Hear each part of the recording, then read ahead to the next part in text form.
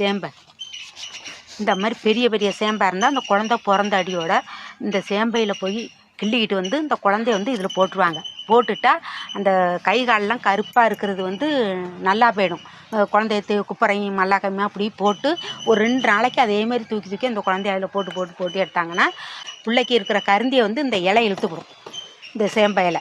அதே மாதிரி பார்த்திங்கன்னா குழந்தை வயிற்றில் இருக்கும்போது இந்த கீரையை வந்து இந்த சேம கீரை வந்து இப்படி கிள்ளணும். இப்படி கிள்ளி நல்லா தண்ணி அரிசி களைஞ்ச தண்ணியில் போட்டு நல்லா அலசிவிட்டு நல்லா இப்படி சின்னதாக கிள்ளி அவிச்சு உப்பு போட்டு அவிச்சு இருத்துவிட்டு பருப்பு, அதாவது பைத்தம்பருப்பு போட்டு சாம்பாரோ இல்லை புளிக்குழம்போ இல்லை காரக்குழம்பு எது வேணுனாலும் வச்சு சாப்பிட்டோம்னாக்கா அந்த கர்ப்பிணி பெண்களுக்கு வந்து அந்த குழந்தைக்கு வந்து சிரங்கு இருக்கிறது, அதாவது அரிக்கிறது இதெல்லாம் இருக்காது. அதேமாரி எல்லாருமே இதை வந்து சாப்பிட்லாம். எல்லாரும் சாப்பிட்டாலும் உடம்புக்கு ரொம்ப நல்லது.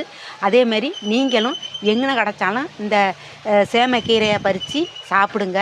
இந்த வீடியோ பிடிச்சிருந்தா லைக் பண்ணுங்கள், ஷேர் பண்ணுங்கள், கமெண்ட் பண்ணுங்கள், மறக்காமல் சப்ஸ்கிரைப் பண்ணுங்கள்.